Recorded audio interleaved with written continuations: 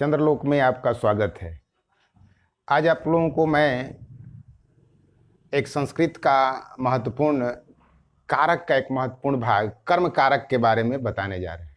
कर्म कारक, कर्म कारक किसे कहते हैं, पहले इसकी परिभाषा पढ़ेंगे, फिर उसके बाद ये देखेंगे कैसे हम उसे पहचानते हैं। अनुवाद जब बनाना होता है कैसे उसमें हम इसका उपयोग कर सकते हैं, कौन कौन सूत्र हैं, इन सब के बारे में एक एक करके आपको बताएंगे। पहला है कर्तुरीप्सित तमम कर्म। कर्तुरीप्सित, कर्तु का मतलब कर्ता, इसका मतलब क्या है, कर्ता। इप्सित, इप्सित का अर्थ होता है इप्सित, इप्सित मतलब होता है चाहना। इप्सित का अर्थ क्या होता है, चाहना। तो कर्ता की अत्यंत इच्छा, यहां ध्यान दीजिए, इप्सित नहीं बल्कि इप्सित तमम है, ये सुपरलेटिव डिग्री में है। यानी कि कर्ता की अत्यंत इच्छा जिस काम को कि करने की हो उसे हम कर्म कारक कहते हैं। सामान्य भाषा में आप समझ लीजिए कैसे हम किसी वाक्य में, जब हिंदी वाक्य आपको मिलेगा, कैसे आप उसको पहचानेंगे कि कौन सा कर्म कारक में है। तो आप केवल ये करेंगे कि जैसे एक हिंदी वाक्य है, राम आम खाता है, इसमें आपको पहचानना है कि कौन जो है कर्म कारक में, यानी कौन ऑब्जेक्ट है, कौन कर्म है। तो आप क्रिया में क्या या किसको लगा करके आप प्रश्न कीजिए, जो जवाब आएगा वही कर्म होगा। जैसे हम कहें क्या खाता है या किसको खाता है, आपका जवाब होगा आम। तो यहाँ आम क्या है, ये कर्म कारक में है। किसमें है, कर्म कारक में। इस तरह आप आसानी से पहचान लेंगे। अब इसको अगर अनुवाद बनाना हुआ तो हम लिखेंगे रामः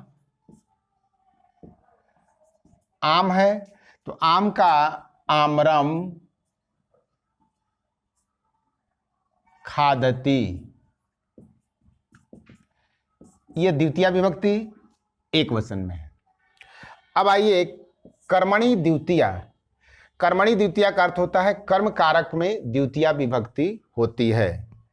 कर्म कारक में द्वितीया विभक्ति, जहां भी कर्म कारक होगा वहां द्वितीया विभक्ति हो। जैसे हमने ये पहचान लिया कि ये क्या है, कर्म कारक में है, इसलिए यहां पर द्वितीया विभक्ति का प्रयोग हुआ है। अब आइए इसमें अभितः परितः सर्वतः योगे द्वितीया, इसमें और एक शब्द है अभितः परितः सर्वतः उभयतः। अभितः परितः सर्वतः उभयतः योगे द्वितीया, इन शब्दों के योग में द्वितीया विभक्ति होती है। अभितः का अर्थ होता है, अभितः का अर्थ होता है दोनों तरफ, परितः का अर्थ होता है चारों तरफ, सर्वतः का अर्थ होता है सभी ओर, और उभयतः का अर्थ होता है दोनों तरफ।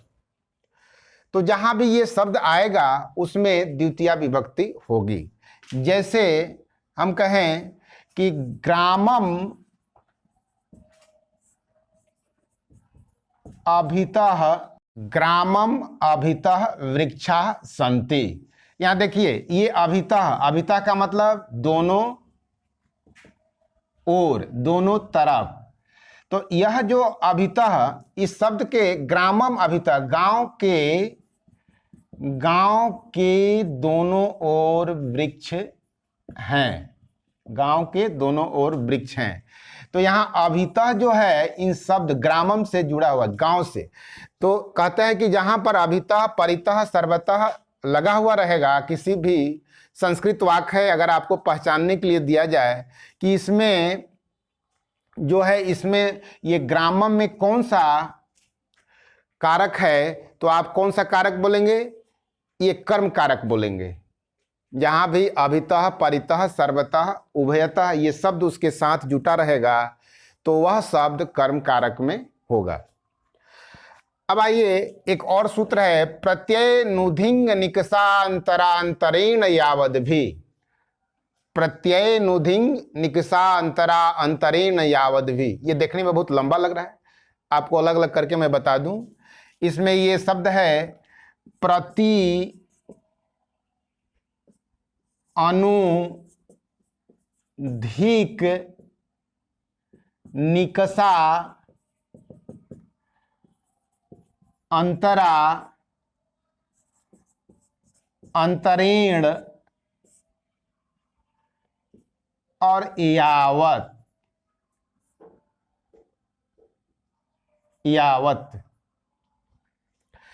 प्रति अनुधिक निकषा अंतरा अंतरेण यावत, ये इन शब्दों के योग में भी द्वितीया विभक्ति का प्रयोग होता है।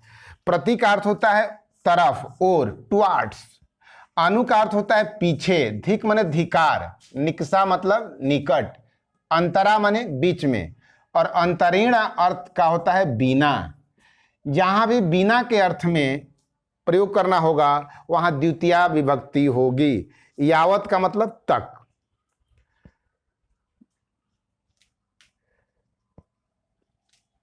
अब आइए क्रिया विशेषण। क्रिया विशेषण जैसा कि आप जानते हैं, जो शब्द क्रिया की विशेषता बतलाए उसे हम लोग क्रिया विशेषण कहते हैं। जैसे कहा जाए कि राम धीरे धीरे चलता है, राम धीरे धीरे चलता है, राम धीरे धीरे चलता है। यहाँ पर यह जो धीरे धीरे ये जो शब्द है, ये चलता है, चलना क्रिया की विशेषता बतला रहा है, इसलिए धीरे धीरे शब्द क्या हुआ, क्रिया विशेषण हुआ। तो जहां भी आप क्रिया विशेषण देखेंगे उसमें कौन सी विभक्ति का प्रयोग होगा, तो द्वितीया विभक्ति। क्रिया विशेषण में द्वितीया विभक्ति का प्रयोग होता है। इसका अनुवाद आप कैसे बनाएंगे, रामः, देखिए ये कर्ता कारक है और कर्ता कारक में प्रथमा विभक्ति, यहां धीरे धीरे है तो इसमें मंदम, मंदम चलती। एक चीज और महत्वपूर्ण है कि क्रिया विशेषण हमेशा क्या होता है, नपुंसक लिंग होता है और एक वचन में प्रयोग होता है। जब भी इसका प्रयोग होगा तो किस में होगा, एक वचन में होगा। लास्ट है काला ध्वनोरत्यंत संयोगे द्वितीया, काला ध्वनोरत्यंत संयोगे द्वितीया, अर्थात इसका मतलब है कि कालवाची और मार्गवाची शब्द हो और उसका अत्यंत लगाव क्रिया के साथ हो तो उसमें द्वितीया विभक्ति होती है। इससे बहुत स्पष्ट नहीं होगा, आप इसको इस तरीके से याद रखें कि जहां पर कालवाची और मार्गवाची शब्द आए वाक्य में और उससे उसमें जो कार्य हो वो बिना विघ्न बाधा के लगातार हो और वह समाप्त नहीं हो, तब उसमें कौन सा विभक्ति होगा, द्वितीया विभक्ति। जैसे उदाहरण से आप समझिए, जैसे राम ने एक महीने